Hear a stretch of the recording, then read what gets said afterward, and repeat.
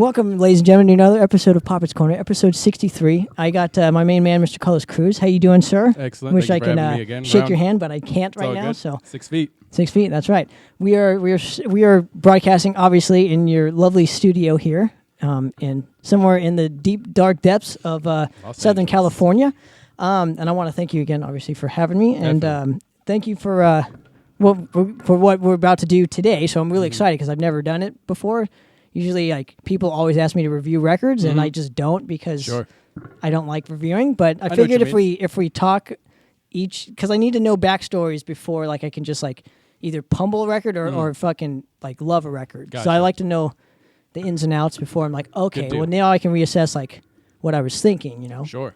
So anyway, if we can, I'd love to get started with you. So we already let's do this. We already went through your journey, as so to speak, right? It's been about a year since that conversation. That's right, give or take. Yeah. So anyway, let's get to it. So we played Firepower Kills earlier, which no one will hear thanks to Facebook. Yeah, which no one will hear, but at least they got the audio from the podcast or whatever. Good so deal. if you're listening to it, thank you very much, guys. I want to get into it song by song. Sounds good. If that's okay. Yeah, by all means. The band itself did that. We did a mini doc that ends up, the full length will be like 45 minutes, but it is just that. It's a track by track.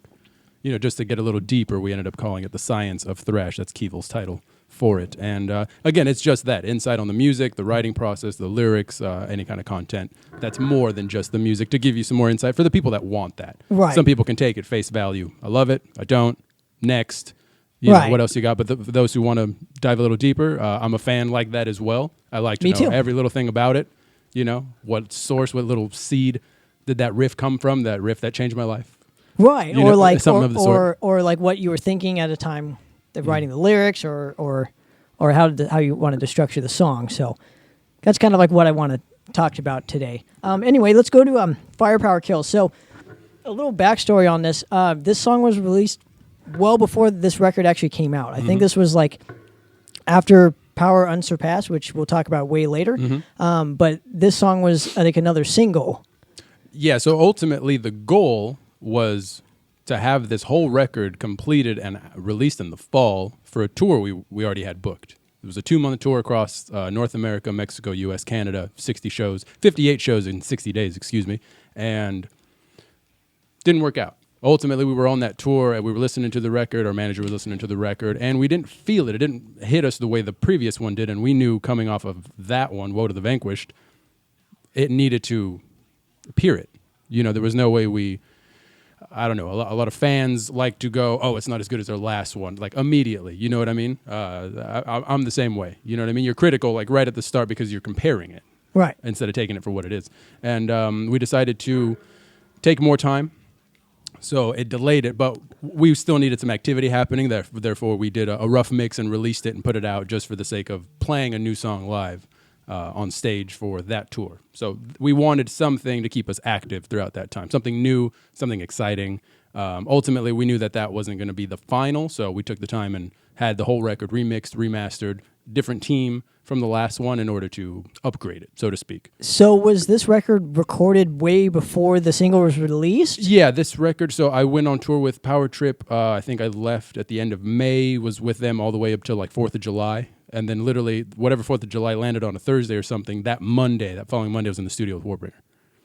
Wow. So, yeah, so we recorded July, bled a little bit into August, and started, editing, mixing, what have you, mastering up until like October. So as soon as we got the final, we turned it in for just that song. We made that song like a priority in order to be released somewhere in October. So just to make sure that people knew the band was still active at a time exactly. when... Yeah, because when you're locked away in the studio, you can promote stuff. Oh, there's a new record coming, etc. But when you're on tour, people want something new merch, new music, whatever it's going to be, something exciting. So you're not touring on the same record you did that's been out for 3 years. Well, a lot of bands do that. A lot of bands, and some bands can. You know what I mean? When I was with Power Trip, it was like 3 years into. Well, that record is Nightmare Logic and but hey, monster. So well, that record is like kind of seeded a whole new fucking genre within itself. No, that's one for the decade for sure. Yeah, yeah, that was. Yeah.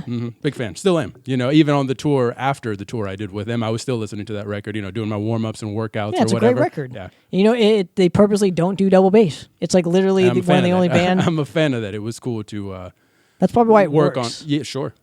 To audience members, so it's not pounding. I always have a theory that if you have too much blasting, that's why normal people can't get into music or whatever, or metal or whatever in general. I guess it's almost too much, Sure. I guess it's one of those instances from like a musical standpoint, playing wise. It was adapting to their band, their sound, what they wanted out of me, and I made it happen because that was the rule. It was single foot, just punk rock drum set, minimal.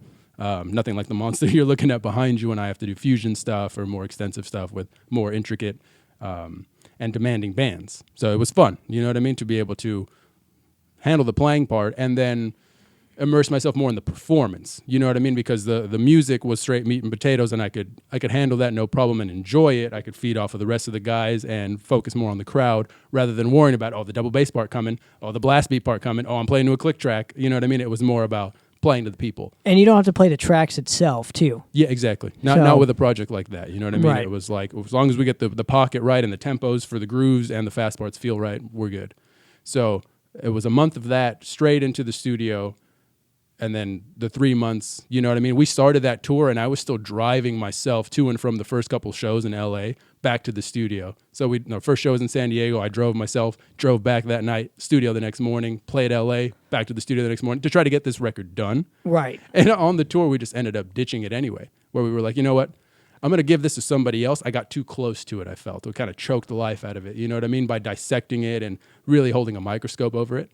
Well, every little detail. This guitar needs to be there. This little thing needs to do this over here. And we gave it to somebody else, and they gave us back the new mixes you're hearing. And I'm like, all right. Okay, so that explains a lot. So that's why some of my questions... You let go of some of that control, let somebody who knows what they're doing do what they need to do. Right. And they return a quality product. So.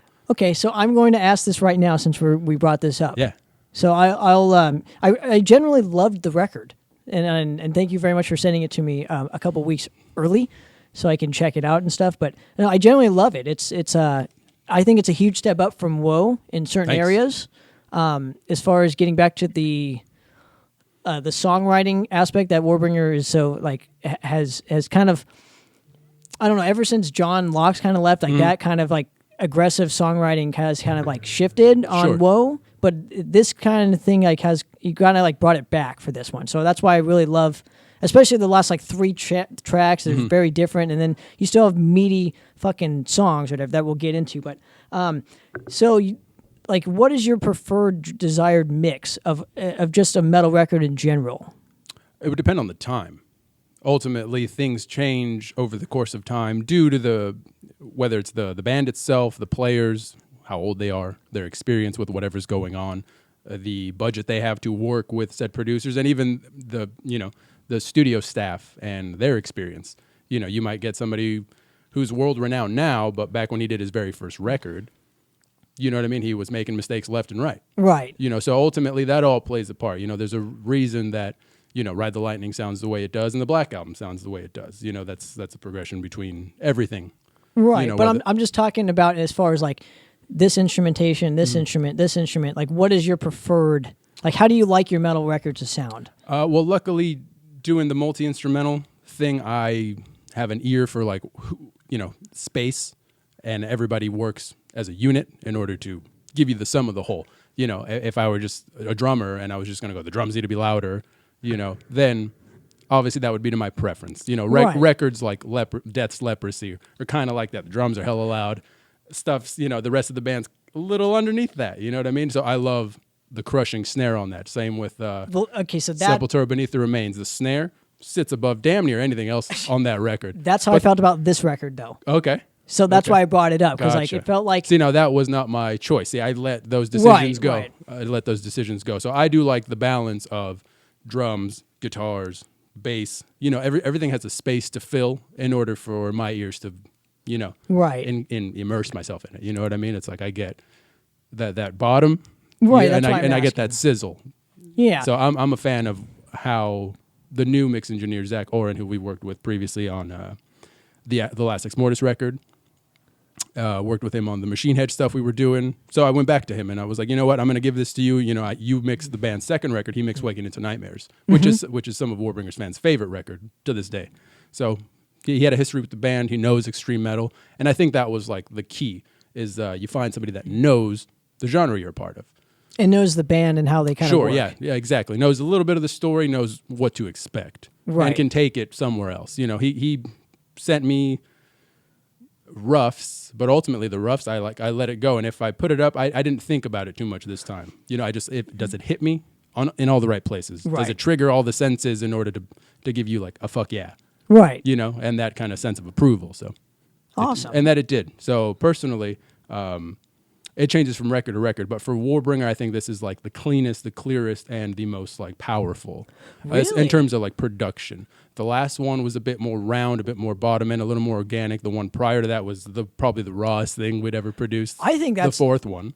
Oh no, I love the third one. My first one was probably the most like produced for the time for the producer. You know what I mean? You could hear the squish, you could hear that pump, you hear the compression, you know what I mean? So ultimately, I think this one is the most dynamic when it comes down to not losing the sense of song. So these last two are a pretty damn good contrast apart from the color scheme. You know what I mean? They're very different records. So like I went back and listened to literally like your whole catalog today and just was doing homework on like, like the type of player you are and like how you can literally bounce from like literally every band you've been in. Like you fit the mold and still be Carlos Cruz. So it's not like you're overtaking every single band. Like you fit the band that you're working with, but you still have your lane kind of thing. Thank you. You know what I mean? Yeah, that's ultimately the goal. If you're hired for something, whether it's a studio thing like Machine Head or the live thing like Power Trip or both like for Exmortis, you know what I mean? It's like it's not my band. I'm going in there to serve and collaborate with this guy because it's his band. He needs something from me. Here I am. What do you need? You know what I mean? Let's work together to achieve this final goal, right? And just make sure we're both happy with it. So I know my place, you know what I mean? Here in Warbringer, I can assume that role, you know what I mean, along with John Keevel and Adam as, core composer, and we get stuff done. So ultimately, this is my place to do that. But in other projects...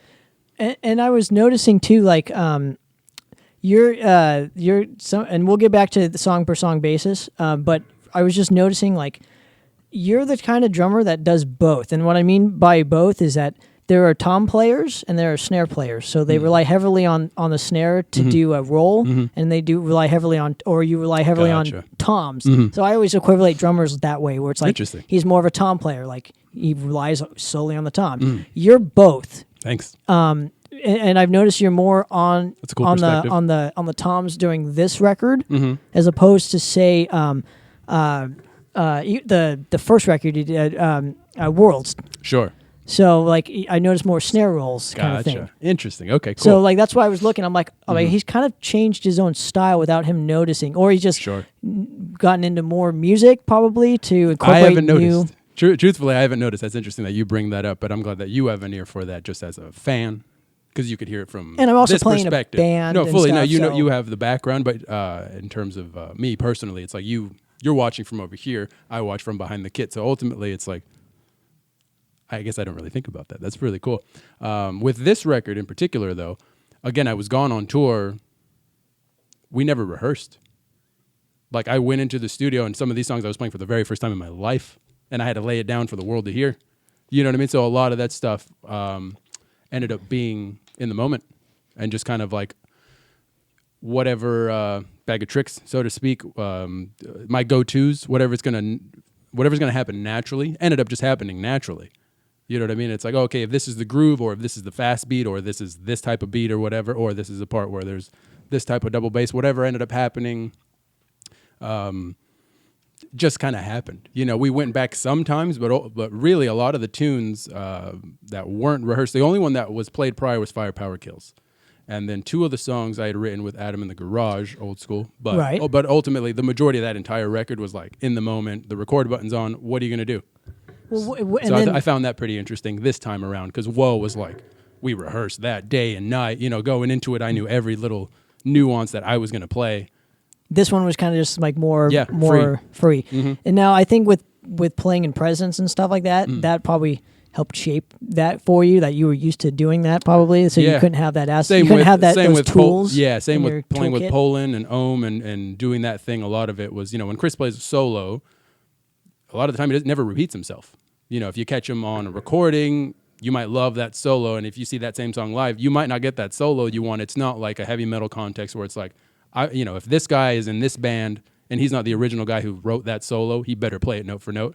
It doesn't always happen. So I've definitely learned a good sense of improv in the moment from playing with Chris Poland. So awesome. Mm-hmm. Well, let's get to the actual record, Let's song do by it. song. So obviously, Firepower Kills was the single. Mm-hmm. Is there a reason why you wanted this to be the single again, sort of thing? Because it was complete, and we had plans for a few other songs. We had plans for one song to be the music video, one song to be one that wasn't necessarily intended to be a single, but it was a longer track, a more epic track, a different side of the band. So we already had these plans, and we were like, well, which should we put out like immediately? And we just decided to go with this one just because we wanted to introduce the new and the final album version mix master. Because a lot of people questioned that. Same with Power Unsurpassed. I had a weekend to do Power Unsurpassed. We went into the studio, recorded it, 1 day mix, 1 day master. Nobody really had a sense of anything, a say over much. It was really just like, get it done, turn it in, you're going on tour, and that's it. So when I got the final, I was like, damn, this sounds, oh boy. You know what I mean? So this, doing it this way, gave it a second chance, gave it a second opportunity for the world to hear it the way I initially wanted them to. Okay. So same with Firepower Kills. And Firepower is more. So if obviously for those who haven't heard, it's more of just a straightforward, great opening track to a record, and to at least a metal record. Like it's straight to the point. There's no frills. It's literally what Warbringer does best, or has always done, is just the straightforwardness of a song. Yeah, there's kind of like an archetype of. But it's one of the only ones that does this, so that's why I'm bringing it up. Yeah, the dynamic of this record got pretty expansive, and everybody was open to trying new things, but we knew, and John knew when he had the idea for this song initially, that this should be like a thrash song. This should be like if it was on on the band's first record, obviously 2020. Right. You know what I mean? That's the kind of sense I got from it. Keeping the spirit of, that youth from back then of being in the garage and putting on, Bonded by Blood and Kill 'Em All and revitalizing and just going for it. That type of energy, yeah. Mm-hmm. Love it. Yeah, that's what I got from it. So totally. And that was kind of the goal for that one. Okay, so next track is the Black Hand Reaches Out. Not the white hand, but the black hand reaches out. So I'm wondering why you guys chose, and it has more of like I almost want to say like an ex-Morrissey type ballsy riff, like where it's not. I'm not used to hearing you guys doing inverted chords, sure. I guess. So that's where I thought it came from. More my style. When we wrote something like Remain Violent, it was John mouthing the riffs. So he's not going to come up with something intricate. He's going to go ch-chum, chugga-jum, ch-chum, right. chugga-jum. And you can easily emulate that. You know what I mean? So when I started riffing, I guess I was going for more of a, not necessarily anything in particular, but what it ended up coming out as was like a post or a 90s era, either Creator-style riffage or Slayer-style riffage. So it's a little different. And obviously it was going to be a mid-pace track, so it was like an obvious single. And that was ultimately it. It was that core riff and just modding, creating variations on that core riff throughout the song. The whole song is literally based off of that riff. If it's not the opening chords, which are the chorus, it is the main riff. Absolutely, and I got more of a black metal feel to it. Interesting. Probably in the work of the chords and the timbre of the chords, and again, it was supposed to be a little more melodic, intricate, musical, but still a groove. We just knew that that works really well live. So hopefully, and who knows when we'll get to play this song live, but ultimately learning from a song like Remain Violent and some of the other groovers from the catalog, that every record needs something like that, because it latches on. We were talking about Power Trip and how easy it is to latch on. Kind of the same aim. Well, this one took me by surprise, just because it was hard for me to get into it at first. Okay. First, I didn't like it. Okay. And then I started listening to it more and more. So I've been listening to the CD, obviously, I've only had it a week or two. So I've been listening to it every day. And so I was like, I actually really enjoy this song now. Cool. Because I've heard it more and more. And I'm like, okay, well, now it's starting to sound more Warbringer-y to me than what I initially thought. So Sure. it's one of those things that kind of you don't get it at first. Maybe. I didn't, at least. Sure. And maybe that's the case. You know, in previous Warbringer fashion, it's like hit them with like fast tracks for the first 4 records and then kind of go off somewhere else. Here, we weren't like fearful of just trying new things right out of the gate.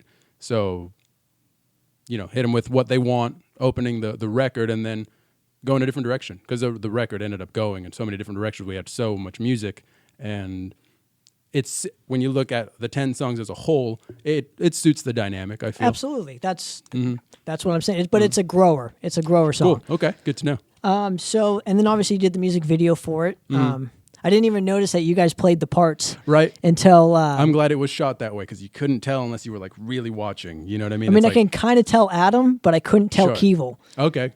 Cool. Like because his hair was up, so it was like, oh. So that's why... And it's all dark and atmospheric and stuff, so it's really kind of cool. The point, yeah, to make it seem like it wasn't us. But it was fun, you know, dressing up in such outfits and acting. Right. You know what I and mean? I know that the general theme for every Warbringer record is war, so this kind of obviously fits the mold quite well. Yeah, some sort of facet of it, one way or another. Yeah. But later on, we'll talk about how you kind of like have diverged from the war kind of stuff. So we'll get to it. But fully. Let's go to Crushed Beneath the Tracks. Monster. This seems like a classic Warbringer track. And what I mean is it's written in the classic style that you guys have done. Always kind of thing. You being sitting on that side of the table, you know what I mean? I'm immersed in it, you know what I mean? So and I was listening to your past catalog. So there you like, go. I was trying to... this stylistically, again, it's... the death thrash thing. You know, we've always been fans of death metal, and we've always been fans of the more extreme ends of thrash metal. So whether it be the bands that do it, you know what I mean, great on their own, or fusion the two, you know, whether it's like a Demolition Hammer, a Devastation type band, or if you just have Obituary, Pestilence, you know, and your Creator Slayer over here. It's one of my favorite tracks on the record. Glad to hear. Yeah. So ultimately, that one was, it started with a main riff that I wrote, that the opening riff was the main riff, and I was like, this is the bass for the whole song because this is such a good riff. You know, it makes me move nonstop. My head just starts banging. And again, it was that hybrid where I was like, cool, it needs to be something more aggressive. And I liked the dynamic where I flipped it, where it was like the majority of the song is groove, then picks up in the middle, then goes back to groove and kind of takes you off. So big fan of that. You know what I mean? Keeping it not necessarily a theme for it, but just exploring more of the extreme territories of the band is always something where it's like, cool, if we're going to push it this way and write longer songs and be more melodic, we have to push it in that opposite direction and be as aggressive as humanly possible. So, and that pushes all of us. You know what I mean? It's like, how fast can I pick? How fast can my feet go? How fast can, you know what I'm saying?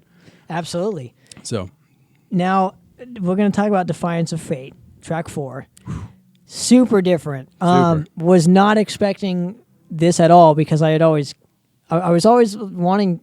I was always pushing Keeval, like, you guys should do a ballad. And you guys have kind of done a ballad, but it's not really a ballad, if that makes sense. Because it's not Keeval singing. It's Keeval, like, doing a more of a atmosphere black metal type singing. So it was very interesting. I'm just going to leave it at that. It was interesting because it's not like a traditional It ballad. wasn't. Yeah, it wasn't meant for Warbringer. It was something I wrote. Like, I wrote the music front to back, you know, and I had this demo for myself, you know what I mean? I would fall asleep to it, you know, just because it made me feel a certain way. And I sent it to Keeval. You know, Keeval, Adam, and myself are big fans of Bathory and bands of that sort, and it had that vibe. Totally. You know, so I knew he would like it. I didn't know if he could do anything with it. I didn't know if the other guys would care for it. So I knew it was a departure, but ultimately I didn't think it was like too much of a reach. You know, the band has acoustic stuff even on the first record. The band has the instrumental on the second record, Nightmare Anatomy. So I was like, cool, what if we did that but made it a song, not an instrumental, not this separate piece from the rest of the record. Let's integrate it into our sound. Right. You know, so it's been there before. You know, so it's to me. Empire's Collapse had a lot of it. Sure, yeah. So to me, it wasn't really that far of distancing from the core Warbringer sound. It was going into it a little further and exploring what we could do with sounds that the band has already tried. Right. So it was a practice in taking John out of his element, writing stuff that had nothing to do with war history. You know, whatever his go-tos are, it had nothing. It was a hell of a lot more personal for him.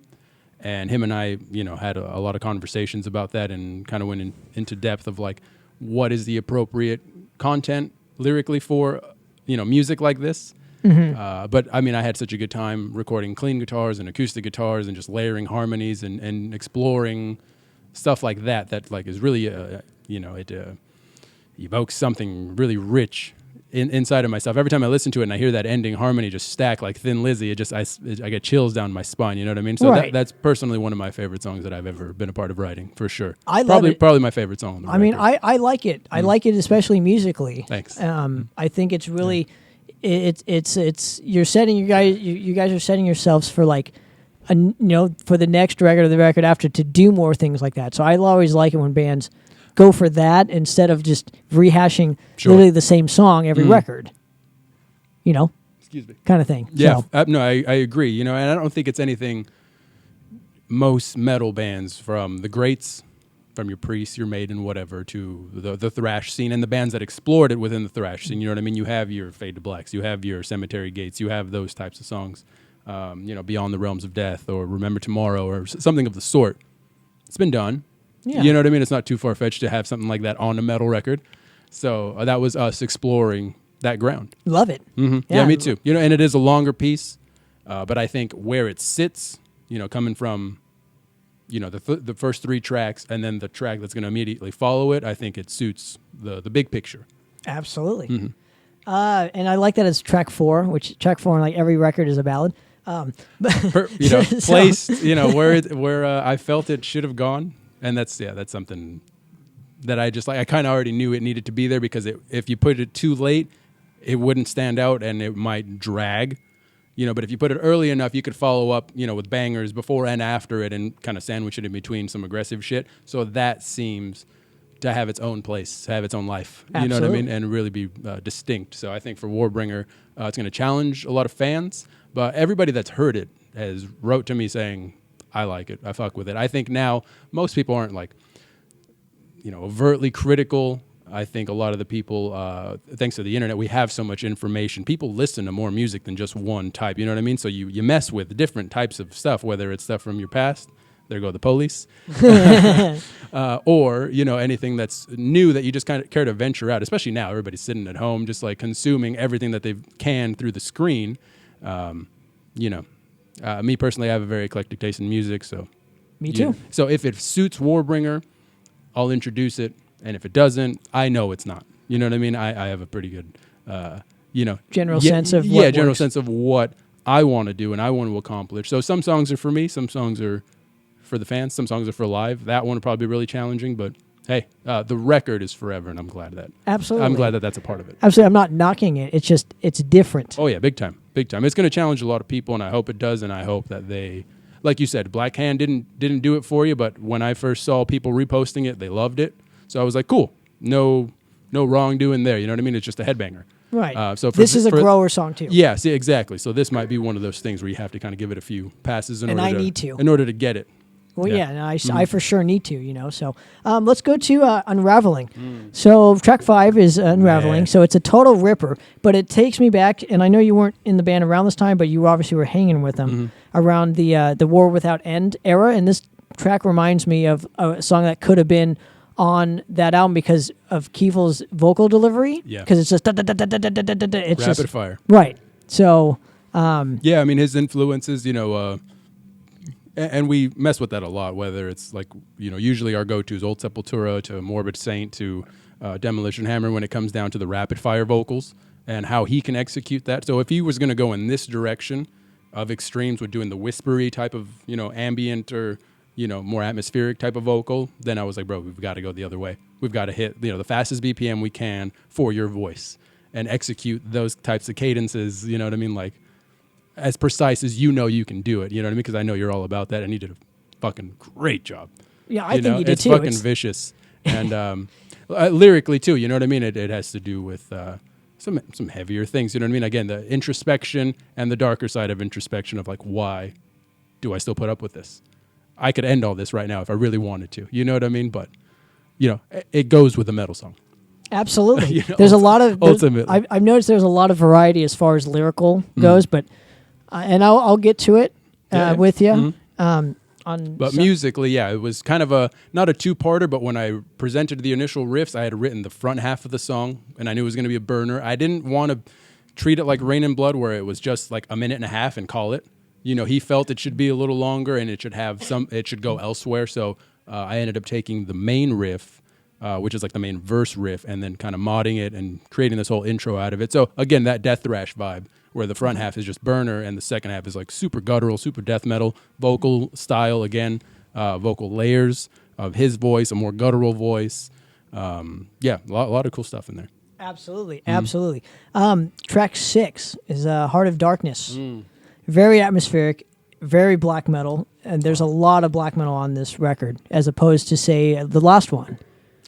Yeah, we started touching, hinting at it on the last one. I mean, the band's always kind of had it integrated in their sound. You look at I have the CD, but when I bought the vinyl for War Without End, you turn it over and it's, the debut lineup, and John Locke's wearing a Dissection shirt, Keevel's wearing a Beneath the Remains shirt, and Andy Locke's wearing an Obituary shirt, so, and you have songs like At the Crack of Doom or Shadow from a Tomb or, what have you. So that black metal influence was always there. Again, it's like a lot of this stuff isn't necessarily new, but we dove deeper into it.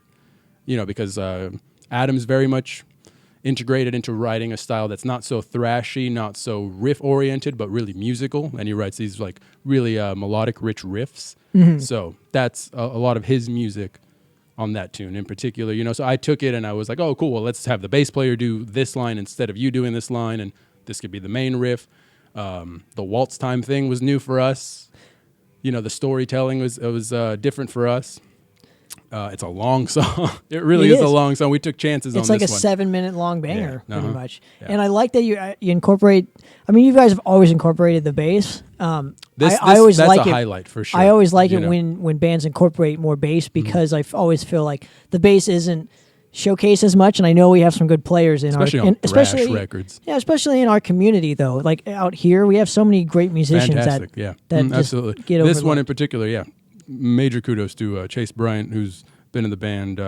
Pretty much, we brought him in as soon as we were going to do some of the summer stuff right before the Power and Surpass single. So coming up on 2 years. This guy was just a monster player, and we knew moving forward we wanted to elevate ourselves. Such grade A players with Becker and Adam Carroll's riffs and John Keefel's as a front man and myself doing what I'm able to do. So we knew that was a role that we also wanted to elevate for another, if we were going to do another record, and that's a highlight for sure. So it comes across fantastic because he's so like musically inclined. Absolutely, and Keevel's vocals are very atmospheric on this particular track. So I just want to end it there. Track 7 is Power Unsurpassed. Now I'm wondering why you guys wanted to put both of the tracks that you previously released on this record. Why not leave one of the songs just for a single kind of thing, because people bought it as a 7-inch or something like that, Mm-hmm.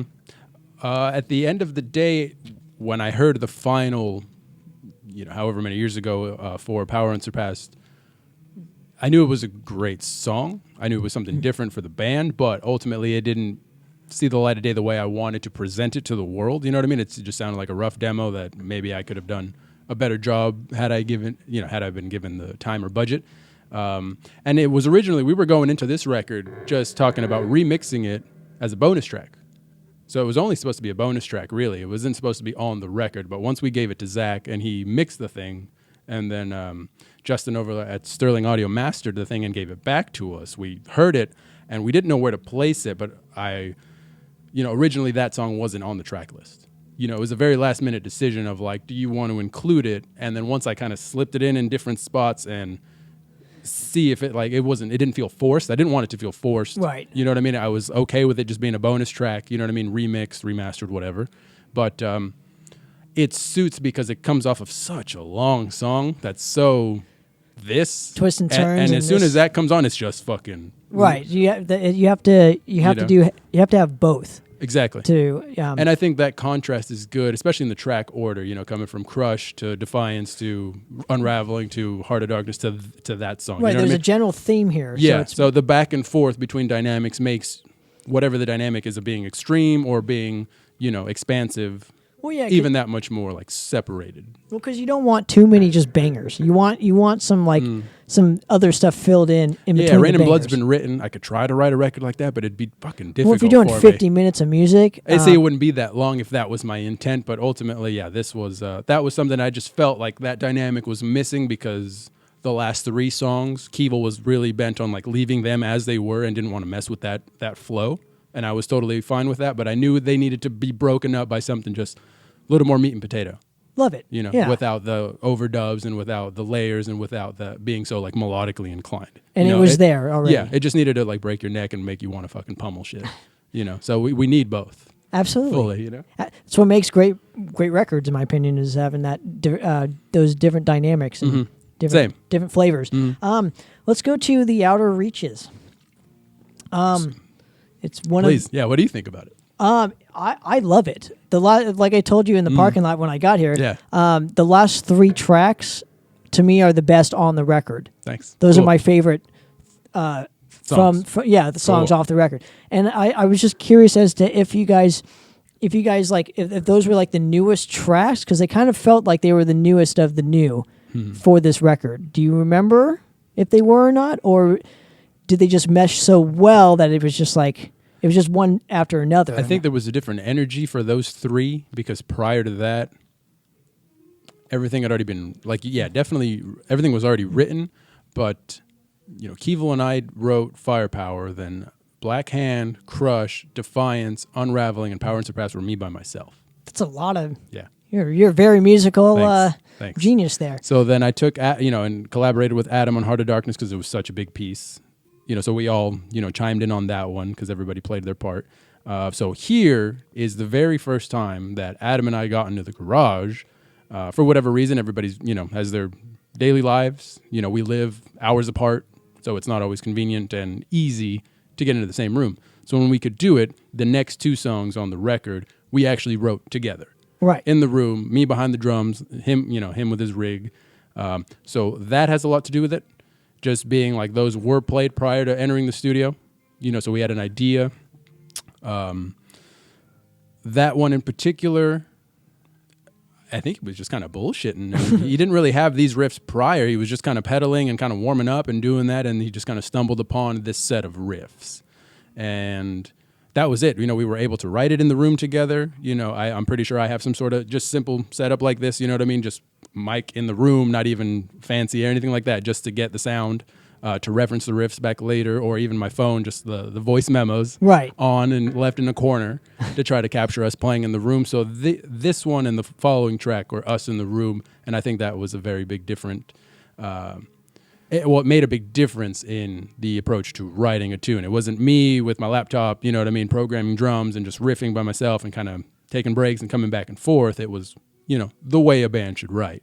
But just due to the circumstances, like I said, personal lives, distance, commute, whatever, that one was just a blazer. So he had come up with like the core components of the fast riffs, and then we wrote in the breakdown and just kind of had to wrap it up. So then it kind of developed over time, bringing in Becker, bringing in Bryant for the bass stuff, and then Keeval with, at that particular point, I don't think Keeval had an idea of what to write for it, but it was fast and aggressive. So it was like you could go that route, aggression, and he ended up doing the opposite. He was like, no, I'll go cosmic with it, and just kind of throw that theme on top of this like aggressive song. So we'll kind of find a way to blend the two. And I'm like, yeah, whatever you get your fix off of. Absolutely. Sure. Let's take a quick break real quick. Quick break. Play a tune that I won't get chastised for. Ooh. And, like I did with the other one. Definitely. So let's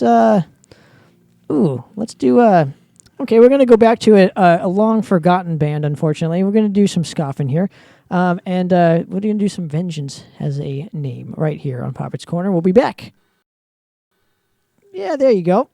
And I lied. That was Scoffin, but that was not Vengeance Has a Name. That was that was Shadow of the White Skull. And we are back live on Poppitt's Corner. I do have Mr. Carlos Cruz of Warbringer in my presence, and that's funny, presence. And he was in presence as well. I want to thank you again for coming on the show, man. And of course. If you're ready, thanks for coming out. Everybody should be home, quarantined. We're 6 feet apart. I haven't. Yeah. But it's funny because we're in a rehearsal space and we're walking in here going, I haven't heard a live band in forever, and there's Dude. a few around just jamming, rehearsing, and I was like, oh, at least people are still getting together, like DGAF. Right. I mean, See? there you go. See, there you go. They just opened the door. Jesus. But but yeah, everyone should stay safe, and hopefully you guys are enjoying this. We get to entertain you folks here. This will be live on Spreaker, aka pretty much all the digital platforms. That's what that Spreaker app thing does. So if you're just tuning in or missed the show, it'll be live directly on that. So. Rad. And it's on Spotify. Isn't that nice? Big fan. Spotify has totally Big changed and like revolutionized the whole like way we The way listen to to music. consume music. Yeah. And, As soon as I found it. and whatever else. Sure. I remember Pandora coming up.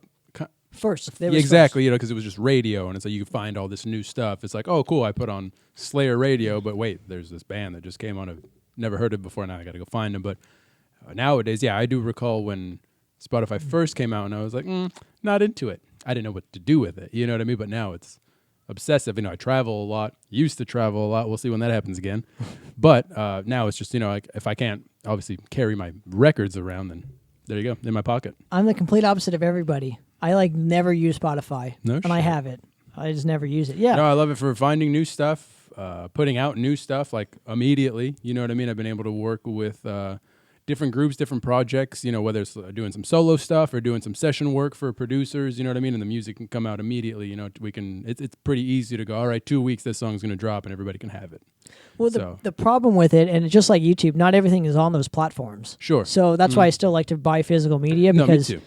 Absolutely. like, you know, I don't want to mention certain bands, but there's certain bands whose record labels own their stuff and they refuse to put it on, say, Spotify or something like that. So that kind of is irritating. Yeah. No, there's a good amount. I mean, I'll even admit to it where the Megadeth stuff, if I want, I'm not a big The original? fan. Yeah, Like, I have the you can't get it. original, so I burned those from my CD collection onto my computer, so I physically had to put them from my computer onto my phone. Because God forbid I stream any Megadeth on Spotify because it's all the remix, remaster stuff, and It's doesn't awful. do the same. No, it's does awful. not do those records justice. Especially sitting in this room, you know what I mean, where the first two records, where the man who played on the first two records, and later, you know, the 04 record, you know, he's got Peace Cells on the wall, Right. gold and platinum in his control room over there. You know what I mean? So it's respect to that, you know, and to the spirit of that. You know, when you're kids. And just coming up, like we were talking about earlier, how do you like your production? And I was like, well, that sounds like they were amateurs. That sounds like they were, you know, non-experienced, not players, but just they had no idea what they were getting themselves into. You were given $8,000, cool. You spent half of it on food and dope, On coke, and you know what I mean? You know, and you made a record, you know, and it just that comes across. You know, nowadays, you can make a record in your bedroom, and you know, and put it out, and that's exactly what I'm doing with like some solo stuff, but.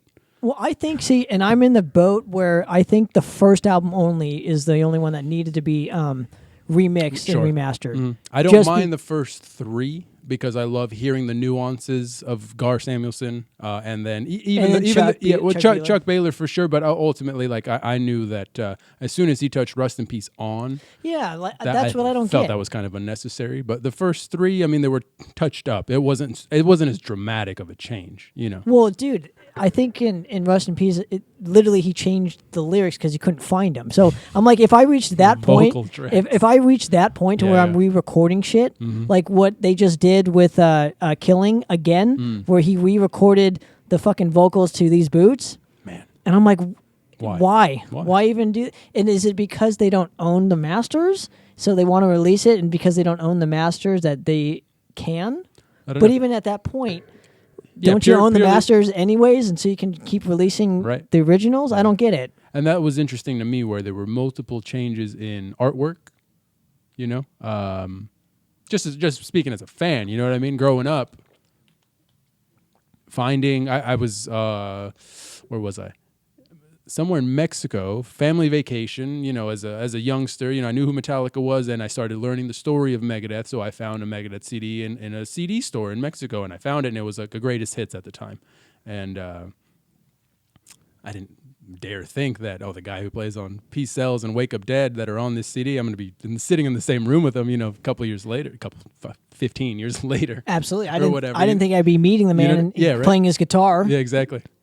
So it's one of those things where you're just like, you know, as a fan, it holds a special place in my heart. So when you start altering that many years later, But then it loses it the just whole feels kind of unnecessary. Yeah, it loses the whole feel of the album too, though. Like I can't listen to. You don't need an updated record that came out in '86. It came out that way for a reason, right? Right, and that's the reason you are the band you are today, because it was quintessential for your catalog and for everything that was happening in the scene at the time for whatever scene you were a part of. And Metallica never really did this. They did once they remastered, not but mixed. But they didn't re-record. That too. That was my whole beef with it. Sure. Is change certain samples, but make them better, right? Like I think the drums on Rust in Peace now are god awful compared to the original. Yeah, no, because like they had everything balls back then. They had everything's attitude. triggered now. Yeah, everything they had is, attitude, and they weren't so like choked. Right. You know. And The snare sound completely sounds different. The kick drum sound, that when it's obvious like that, that's what I'm talking when I about. saw the remasters for the first whatever Metallica records that they've put out so far, slight touches, slight little things, little boosts here and there. And you don't have to own those. The originals are still out there. Megadeth, the originals aren't. Yeah, you got to hunt those bad boys down. So I'm glad I still have them. It's at least up until from the first record up to the 2000s. At least what I mean. So I had to burn them all, put them on my phone. So now I have the separate use. I don't play Megadeth on Spotify unless it's like brand new stuff that I'm checking out. But absolutely, if it's the first ones, I've got to manually do it. Right, exactly. So that was my whole point with the Spotify and YouTube, because YouTube's great. I used to like when you could rip it and stream it and then put it on your phone, and now it's like a lot of these sites are like you were saying, they're flagging you for playing the music. A lot of these converter sites won't let you download anything with music on it anymore. So if it's like something obscure or something I'm a fan of and I know of that I don't own and I can't stream, and YouTube is a source for it, I can't rip it and like have it on my phone. So when I'm out and about, and I still find ways. I still find most ways. people do for sure. Yeah. But I think with YouTube, I get more out of YouTube because literally almost everything that I want is on. I guess that you can make the argument for Spotify, but to me, it doesn't have the same. No, it's difficult. It really is difficult. There's some stuff on there that is just you won't find. Right. And so like I said, in certain record labels, if they own your stuff, literally they have all that power. Mm-hmm. You know what I mean? They're the ones that can upload it onto Spotify. Sure. YouTube, anybody can upload it on. Yeah. And it depends on whoever is kind of going to go flag them or hunt them down to say take it down or whatever. But no, even last night I was searching some stuff and jamming some stuff. And, if it's not on there, like the second Violence record, not on Spotify, so I got to go. Exactly. Yeah, I got to go hunt that down, and I have that, and I put that on my phone. Some of the early Sacrifice records, the first two Sacrifice records aren't on there. Blasphemy from Canada, it's not on there. You know what I mean? So you got to YouTube it, and you got to download it somehow, and you got to physically put it on your phone. Yeah. Right, or you pay for it on like a physical. This is the new. You know what I mean? Like burn me a data disc, or just burn me a CD, or whatever. It's crazy, man. Anyway, let's get back to the record if you don't mind. Track 9, we were talking. It's a long record. It is a long record. I like it a lot, actually. I'm glad. I still like it, number 4 the best, just because I was asking. Yeah, I was like, is that still your favorite? Because as a cohesive, it's more cohesive, I think, in terms of songwriting compared to this, because this is more like Burner, epic, Burner, epic, Burner. It was more like it wasn't. It's cohesive but not consistent. I see. Kind of thing. So I think Empires for me is just like more consistent. That's interesting to me because as soon as that record came out, or as soon as we started putting out material from that record, I remember all the fans going, the music, okay, the production, what the fuck, the cover, 50-50. I can take it or leave it. But I do remember at that particular time for Empires that there were just... it's interesting to me that you find it more cohesive because there were many different songwriters. Here it was mainly myself, Keevel, and Adam, when he composed and we would arrange it together. But for that one, it was like John Locks wrote that, I wrote that, Ben Motzman wrote that, Potts wrote that. It was just like completely different things. So we kind of had to like write the track list in accordance to like finding a flow. But it's funny because there were just 4 different people just kind of going, "Oh, I got this tune. You want to jam it? All right, cool. Let's try it." My shit was black metal. His stuff was like industrial punk, pop punk, whatever the fuck. And then his stuff was prog, and his stuff was old school like speed metal. And I find that interesting because I think that was the first record where it was like variety. We're not afraid of variety and having a wide range of, dynamic on an extreme record. But that's what I loved about it. That's I think Keevel's voice is the glue. Right. We can write all this stuff as long as it comes back to that. I mean, that represents Warbringer. Right, and your drumming, I thought too. I thought your drumming, because that was like, it's like you said, my first record was very snare. I mean, I had my go-tos at that point. Right, right. That's what I got from it. I don't know if I'm wrong. I don't know if I'm right. No, not at all. Not at all. I was said skill level, and then we toured for 2 years straight, so the skill level goes up. My musical interest expands. I soak this stuff in. I steal from here. I steal from there. Right. That's what we do as musicians. Yeah. Right? So that's what happened on that fourth one. So, But getting back to this, this song reminded me of that record a lot, because especially the middle section where you had it, dude. As soon as the first time I heard it, I couldn't believe it was you guys. That's how good it was. Nice. And not taking away from the band, but I was like, these are my friends making, like, this song is like where I think the band needed to be the whole time, kind of thing. And I'm like frustrated that it's the only moment on the record that's like that. So it's very melodic. And I think Chase is doing the solo on it, if I'm not mistaken, right? Is it the clean guitar solo? Yes. Then it's Adam. Oh God. Totally improv too. See, so like he even played it on when we were recording it. I remember we didn't even use his guitar. The producer was like, "No, let's get a completely different color." So I'm gonna go set up this combo amp instead of using your PV fucking overdriven stacks. You know what I mean? Here's a Fender Strat instead of using your active EMG whatever, et cetera, et cetera. And there you go. He laid it down, and it was funny because he laid something down and he needed to kind of relearn and listen back to what he did in order to try to execute it again. But the take you hear is like a one take, like in the moment. So we left it and we were like, that's the best one. So just.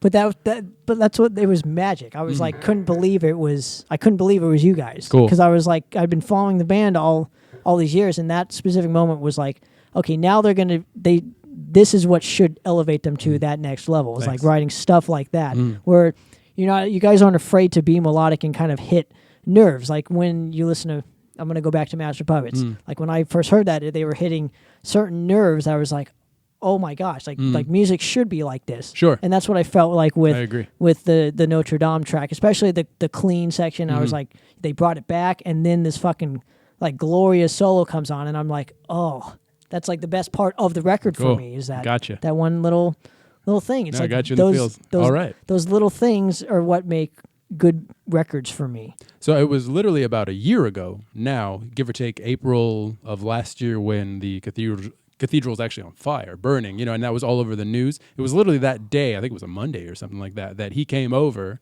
and we wrote that tune. He was like, I got a bunch of these riffs in A. All that was happening on the news, and he would take smoke breaks, we'd get some drinks, we'd hang outside or whatever. That was just on the news, so it kind of bled into the feel of what we were writing. But initially it was like, I've got all these riffs and I don't know what to do with them, so we sat there and kind of just puzzle pieced it, so to speak. But this was another one that was face-to-face in the garage, down and dirty. I've got iPhone recordings from voice memos, so it sounds like an old school, Dark Throne record, because it's just two people, you know what I mean? And the phone sounds like shit. I want to hear that. Yeah, so if I can find it, I'll send it to you if it's not saved on there immediately. But it was another one of those where the energy was different from the rest of the record, because it wasn't just John and I, or it wasn't just me by myself, locked up in a space. It was the real thing happening. There was an energy there. That's probably the difference then between Outer Reaches and this song. Right. Well, obviously we talked about it. We talked about it beforehand, but now I'm slowly getting it. Where like you're right. Maybe that was the difference between, the last three as opposed to say the rest kind of thing. Yeah, big time. Because initially it started with Adam having the clean bit, and then he had the majority of the other riffs, but he didn't feel that it was like Warbringer. But again, we touched upon this stuff on the B side of the last record with songs like Spectral Asylum, Divinity of Fate, and the epic on that. So we were like, cool, we can go in this direction, but we don't need to split the record. Woe to the Vanquish is like A side, metal, extreme, brutal, give them what they want to hear. B side, let's do whatever we want to try.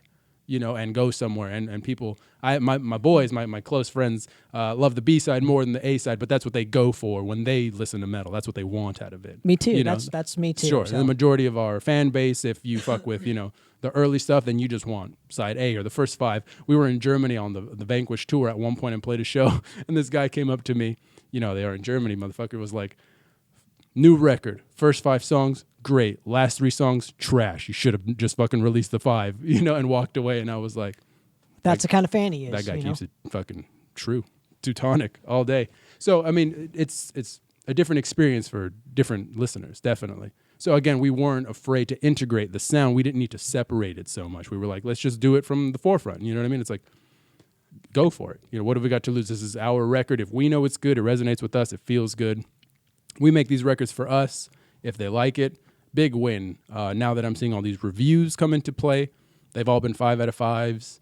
Isn't it a good feeling? I had the same feeling with my last record. Fantastic. Everything was fucking 5 out of 5s, and I'm like, really? Like you?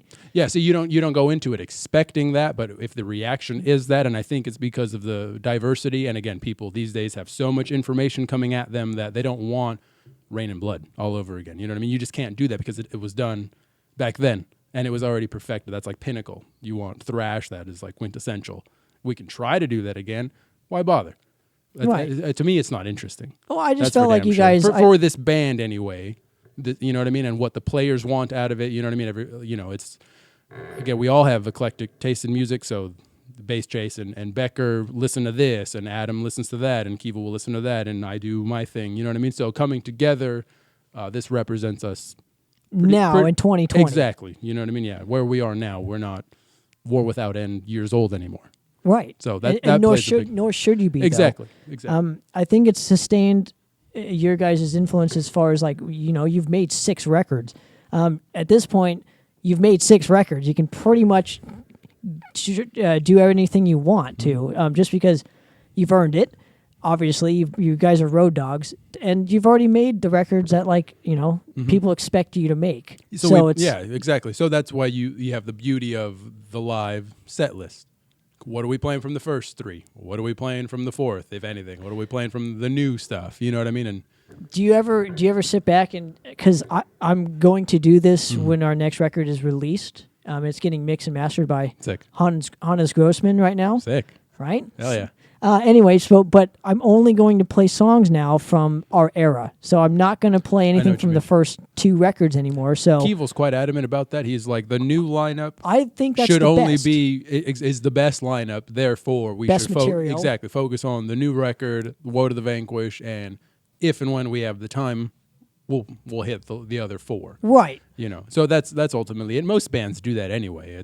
Do they? I guess it depends on if you're a support act on whatever show you're playing, whatever tour you're a part of, or if you're the headliner. If you got the adequate amount of time, you can do whatever you want, mix and match. However, usually if we're a support act, that ranges anywhere from half an hour to 40 minutes. How much can you squeeze in there? You know what I mean? So you kind of have to pick accordingly. You can't play an 11-minute song because that's fucking, you know what I mean? That there goes 4 potential songs you could have played. You can do it if you want. You can do anything you want. I guess it depends on the bill. With us being a very diverse band and having damn near 60+ songs to choose from, we can kind of, gauge it. Like I was talking about earlier when I first joined the band, we did this tour to that tour to that tour. So, if you're going from like a headliner to playing with Arch Enemy or Symphony X or Destruction, very different crowds you're going to play to. So you can either decide to just be yourself, do whatever you want, or play to those crowds. They have a melodic sound. If we hit them with that, they might like us. If we hit them with just pure thrash, let's see what happens. We've got 30 nights to figure this dynamic out to see what their audience is about. What generally works, though, in those types of environments? Usually play what they want to hear, or is it play what you guys want? We would kind of ease into it. We'd be like, this is the core set. This is what we feel is our best material to date, whatever tour it's going to be. You know what I mean? So we'll mix and match. Ultimately, us doing us by our standard and by our rules wins all the time. Okay. All the time. So the integrity always wins. Yeah, exactly. Knowing though that your record is really strong. On the What of the Vanquish, we played with Dark Tranquility, and we did a whole tour being their direct support. So we had to argue, and they were cool enough to give us 50 minutes in order to play all of What of the Vanquish because we felt start to finish. we wanted to play it, but their fan base would appreciate it, them being a more melodic band, a more, death metal rooted band that went into the mellow death, went into the progressive stuff and whatever they became today. So that was a definite learning curve, because before it was just like I wasn't in control, so to speak, when I first joined, you know what I mean? The way I am now, so it was a different dynamic back then. Love it. At one point it was fun to be just a drummer. So that was my case in Power Trip and in Machine Head and those situations. But here is a lot more to it. Well, you're more hands-on here. Yeah. So Notre Dame, obviously, so it's kind of cool with this song, this song lyrically, because it's not like a typical Warbringer song. So when I mentioned earlier where not all your songs now are about war, which is great, because obviously if you do the same thing every single fucking song, it gets kind of redundant. Monotonous. Yeah, absolutely. But this is a whole change of pace. It's Big like time. telling a story, and I'm going to admit this now or whatever. I'm a huge Hunchback of Notre Dame fan. Cool, in the first place. Yeah, like I love the 39 version with Charles Lawton. That's my favorite of that whole, because I know that some came before and some came after kind of thing.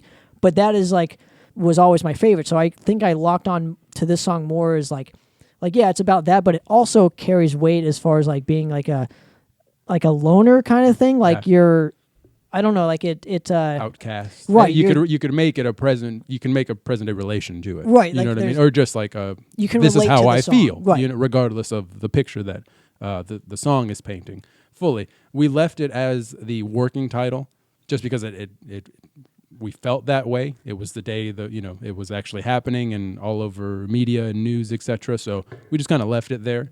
Didn't think anything about it. At one point, Keevil didn't know what to do with it. So we gave him the demo, and he didn't know where to go with it. So at one point, he was considering making it an instrumental and just having Becker, Bryant, and everybody just kind of go ham over it and kind of do what they need to do and kind of overplay and showcase themselves. And then Adam came up with the idea to kind of really, really just dive deep into it. So then Adam and John had their back and forth and came up with the title, having it be Notre Dame, King of Fools in parentheses, and kind of have the lyrical context be about the story. And then John found a way to make it more personal. Right. You know what he I did mean? a great job No, of it.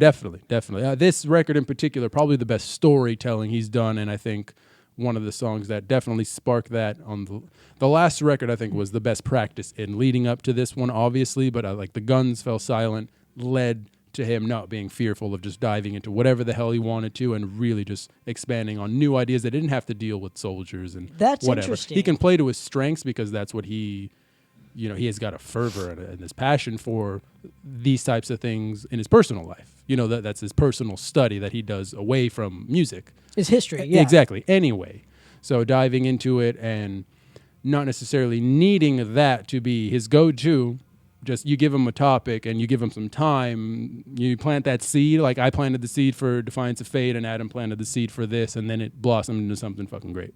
I think so too. It's still my favorite track on the record. So it was by far. it was a tricky one. There was like the metal end of it, and even the metal end of it was a little different. But it's melodic. It's that's Adam's style of riffing. Definitely. Love it. This Outer Reaches, Heart of Darkness, and Glorious are, Adam compositions that I helped arrange. And I put my own twist on what Adam would do. Right. So that's why you hear that timbre different from Crushed and Unraveling and those types of songs. Those are my types of songs where that's what I wanted to bring to the band and to the record. I love it, man. Yeah. Mm-hmm. So you hear the contrast. Absolutely. And then The Glorious End. The Glorious End to I think it's a great record. Thanks, it's a grower though, so I have to keep listening to it. So no, it's long. It's not like first pass. When I first heard it, I was like, oh no, he wants me to review this, and then it was like, oh, okay, I'm just gonna keep listening to it. And then when I kept listening to it, it's like, oh, okay, well, that's why he wants me to review it, because it's not just like a one and done thing. Like it's like I kept listening to it and being like, I'm finding new things in it. You know what I mean? I don't try and come into album reviews of just like slaying albums or whatever. That's why I don't do it. Sure. I have to kind of like, I can't just listen to a record once and then give you my review. So it was like, that's why I'm grateful that I had a week or two to do it. Those are my favorite records where even now I can listen to said record and what's that? Right. what the hell was that? Like, what did I just find? And something I've been listening to since I was 15. You know what I mean? Right. Like, Or even a lyric, I was like, oh, I didn't know he said that. Right. Kind of Yeah. thing. Mhm. Or what is a guitar player doing underneath all I this? thought he There's was so many playing- layers. He Yeah. was playing this, but he actually played that. And, this is how the riff is played. Or whatever it's going to be. You know what I mean? Yeah, something like that. There's new layers. I like layers. Yeah, same. I'm a prog guy, so I like Cool. layer upon layer. I mean, I love that shit. Yeah. Anyway, Glorious End. Why this? So this is the first new track Mm-hmm. to be released publicly. Mm-hmm. Obviously, actually no, second. I apologize because Black Hand Reaches Out was the first. This is the second, Sure. if I'm not Okay. mistaken. Yeah. Out of this Out of these bunch of 2020, songs, yeah, we'll right? call it the 2020 round. Well, yeah. In 2020 would have been the third, but ultimately, Well, I know what you're saying. Firepower was released a couple Re-released, years, if you will. and also Power and Surpass was released earlier. Yeah. So, why this for that next single kind of thing, and why so many singles? It was just a long haul in order for us to be like, okay, this is where the record was finished and turned in, and then this is the release date, and we thought it was already lagging because July was when we went into the studio. So ultimately, it should have come out. The whole record should have come out in October. We made that decision to lag it a little bit more. We were aiming at February, and it just kept getting pushed back. And we were like, you know what? We're fine with it. Push it back. We were even going to do it again and push it back to fall this year. And that was a decision made solely based upon the things that the band had going on, looking forward business-wise. You know what I mean? We wanted new personnel in order to deal with booking us tours and shows and stuff like that. And it, on our end, it was like, if we take the time, we have things in our control a little bit more, and then we can kind of move forward with a new team and you know, do a campaign that's going to be right for us. Ultimately, with everything that's going on right now, who knows when the next show is going to be. And that's okay, but we knew for the fans, new music, they need something new. They're hungry for it. You know what I mean? If anybody needs a win right now, it's everybody needs a fucking win right now. You know what I mean? So for fans of our band, we were like, stick to the release date. Let's just continue to give them content leading up to it, because it is a very big record. Like you said, you know, you can't just listen to it once. It's not a one and done. It's going to take a little bit of time to digest. And we had the conversation of, oh, okay, well, you've got the fast song, you've got the mid-pace song. That's an obvious single. Go the other way. You could give them a burn or like Unraveling or Crush beneath the tracks, but do you want to go typical and like what's expected of you, or do you want to try something new? So it came down to either releasing Defiance or Glorious End. And when we presented that idea, Glorious End told a better story with the visual accompaniment. It's not as long, I think, too. So it's a better single. That too, and it's obviously a metal song. It's not the ballad that goes up and down and has that type of dynamic. You know what I mean? So ultimately, it was like, cool, keep it upbeat, keep it exciting. You know what I mean? So that was really it. You know, we had a meeting with our record label, and when it came down to Defiance or Glorious, you know, our A&R was just like, go this way. You know, go with this song. You want a longer song. You want to present the different side of a band that you didn't really get to shine on last album, even though you had content like this. You know, you had that some of the melodic songs, some of the epics there. You know, utilize that here. It's going to be a really cool tool. It tells a great story. If we give it a visual accompaniment, if we can't do a full music video, we'll do the lyric thing. And I think for this story, it worked really well doing a lyric thing with some visual background. And it didn't come across cheesy, when sometimes those videos can come across cheesy and nobody wants to do them. But it was executed really well. So it was really just giving them an overview of what the record has to offer. You've got your burners that were the obvious singles. Like, we knew going into the record, Firepower and Black Hand were the obvious singles, you know, to try to sell the record or to try to just reach your fan base or just push the band further in any kind of direction that way to reach a wider audience. Well, but it also showcases the record. So what you want, that's what Glorious does. In terms of, well, that I was gonna get to it. So like, your burners are obviously like, whenever you release a single for a record, right? That should showcase the rest of the record too, because it should showcase, okay, this is what the album is potentially going to offer. Mm-hmm. Some people pick the worst tracks on the record for their singles, sure. and then you don't want to listen to the record. And then you don't want to listen to the record, right? So like, but I think you guys played it smart during this round, and Glorious End encompasses the rest of the record, but in like one song sort of thing, because that's what you want for a closing track, in my opinion, for just any record. You want whatever you offered on the rest of the record encompassed in like pretty much one song. Sure. that should be, and you want it to be a powerful ending. So you got to have all these things to determine what's going to be the opening track, what's going to be the closer. It's like choosing a set list for me. Yeah, I hear you. You know what I mean? So yeah, you have your you're good. Angel of Death and Brandon Blood. You know what I mean? It's Right. like Cap. You know how are you gonna feel if you're listening to Holy Wars and Rest in Peace. Sure. Perfect. Yeah. If the record's going to start over again, how are you going to feel about that? Right. Yeah. So that was a big decision. So we did take the time, but obviously with the title, the emotion of this particular song, the way it starts, the way it ends, we already knew it was going at the end of it. So anything in between was kind of up to us to kind of find the right flow for it. But like I said, John was so adamant about having Outer Reaches, Notre Dame, and Glorious End just be the final three. And originally Power wasn't supposed to be there, so we kind of inserted it. But if it broke up the dynamic of what was happening, super long song, more melodic stuff, you know what I mean? So we felt it was just, and I feel that what we accomplished here is up to par with the last record. And then some. I like it a little bit better. Cool. I'm glad you do. In my opinion, just because I think it's more diverse. Thanks. I felt like with Woe, it was more like we're going to get back to our roots kind of record, and then we also put an 11-minute track to try and put our toes in the water of other types of stuff. So that's what I got from it, which it's not a bad record. I never have ever said it is. It's just this one I feel is one that I would have put out after Empires. It like makes sense that this record could have been after that specific record. Yeah, you know it's a different story. You know, after Empire's collapse, there was that collapse literally. So it was a rebuilding of a band. So in order to be a part of the story, what needed to happen, and again we split up the record that way, where A side was crushing and B side was expansive. And here going into it, that was it. I threw that guideline out the window, and I was like, let's just do what we want to do and see what happens. Yeah. And I think you guys made the right decision. Thanks. It's a great record. If you guys are just joining us, thank you, for tuning in. We're talking about the Weapons of Tomorrow record, and that is pretty much it as far as the record goes. Definitely. Thank you for obviously for having me. But before I let you go, man, I have one kind of last hit me question for you, and I, now that we've talked about all the songs and kind of the ebbs and flows and how certain things were written, and I mean even watching the news to write a song, that's fucking awesome. Sure. What did you guys want to achieve in terms of direction for this? Where do you want the band now to go with this record?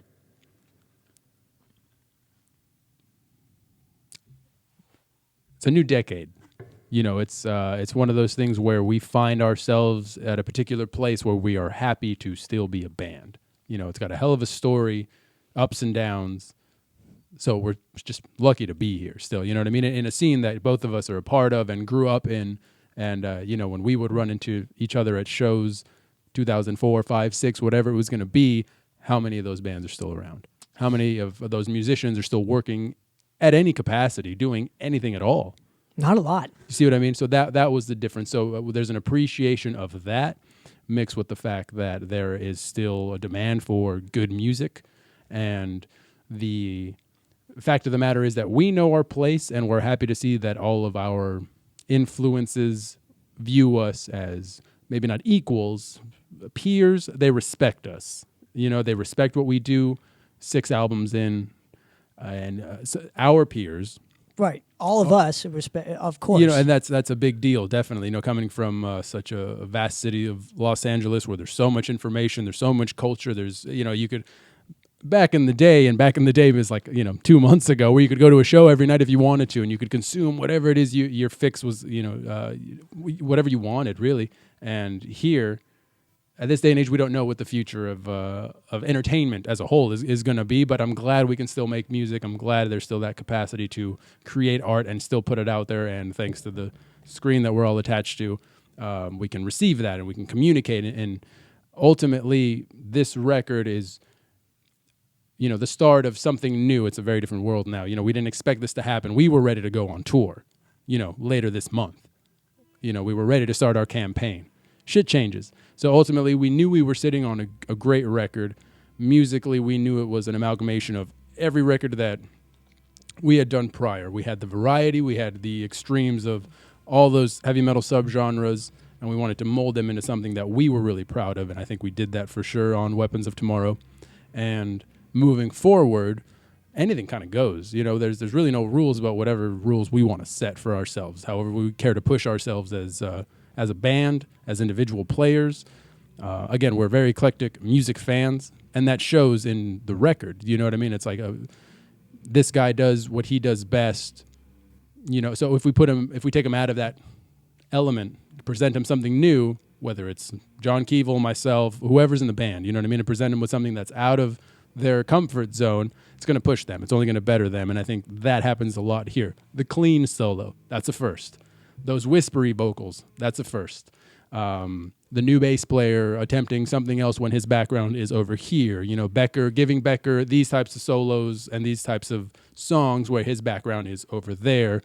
We pushed you challenged yourselves. Exactly. You know what I mean? And so it's going to challenge the fan base. It's going to challenge the listener.